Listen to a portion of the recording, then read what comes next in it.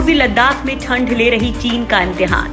शुरुआती सर्दी में ही ठंड बनने लगी ड्रैगन के लिए आग। दोस्तों, लद्दाख पर कब्जे का सपना पाल रहे ड्रैगन का इम्तिहान सर्दियों ने लेना शुरू कर दिया है।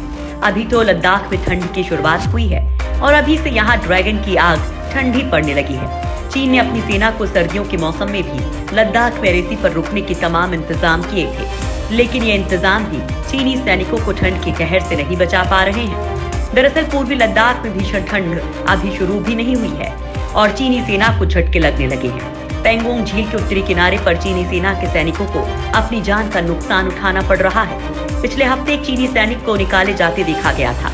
माना जा रहा है कि इस इलाके में रात में अभी से ही ठंड जमा देने वाली होती जा रही है। चीनी सैनिक ठंड को झेल नहीं पा रहे हैं और हताहतों की संख्या बढ़ती जा रही है।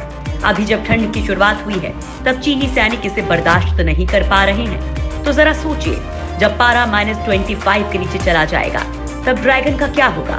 पेंगोंग झील से सटी 15,000 से 16,000 फुट ऊंची चोटियों पर 5,000 चीनी सैनिक मौजूद हैं। इससे पहले चीन ने दावा किया था कि उसने ठंड से निपटने के लिए अत्याधुनिक बैरक बनाए हैं, जिसमें हमेशा तापमान गर्म रहेगा। साथ ही चीनी सैनिक इसमें नहा भी सकेंगे। चीन की मीडिया ने भी दावा किया था कि पीपल्स लिबरेशन आर्मी ने पहली बार अपने लद्दाख से सटे तिब्बत के नागरी इलाके में भारी तोपें तैनात की हैं, लेकिन ये सब चीजें भी चीनी सैनिकों को ठंड से बचा नहीं पा रही हैं। हालांकि ठंड से बचने के लिए चीनी सेना ने तमाम इंतजाम किए थे। हाईटेक तकनीक के लिए जाना जाने वाला चीन लद्दाख की ठंड से अपने सैनिकों को बचाने के लिए बेहतर इंतजाम किए था। चीनी मीडिया ने बड़े जोर शोर से आधुनिक स्नो टेंट की तस्वीरें भी दिखाई थी।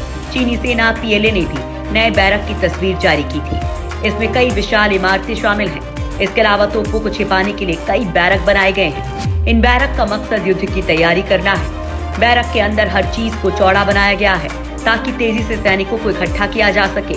युद्ध के लिए जरूरी सामान के गोदाम और गैरेज को जोड़ा गया है ताकि आपातकालीन स्थिति में तेजी से हथियारों को लोड करके सैनिकों को भेजा जा सके।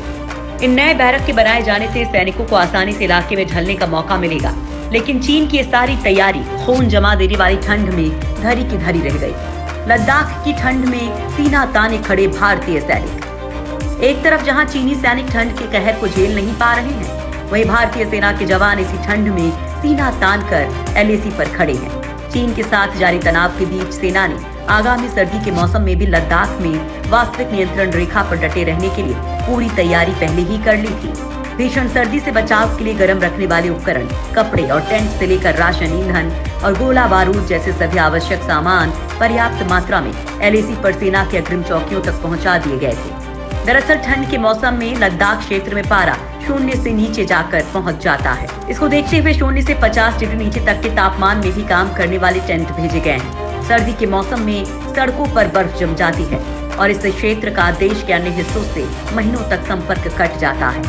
LAC पर तनाव में कमी नजर नहीं आ रही है और भारत और चीन ने सीमा पर अपने सैनिकों की संख्या और साजो सामान बढ़ा दिए हैं। संसदीय पैनल करेगा लद्दाख का दौरा। तनाव के बीच 28-29 अक्टूबर को जाएगा लद्दाख।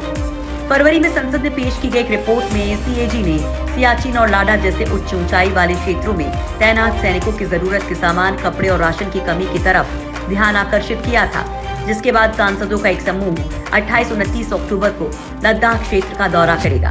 ये दौरा ऐसे समय पर हो रहा है जब भारत और चीन में लंबे समय से चल रहे तनाव को कम करने की कोशिशें की जा रही हैं। कांग्रेस सांसद अधीर रंजन चौधरी की अध्यक्षता में पब्लिक अकाउंट्स कमेटी के सदस्य लेह का दौरा करेंगे।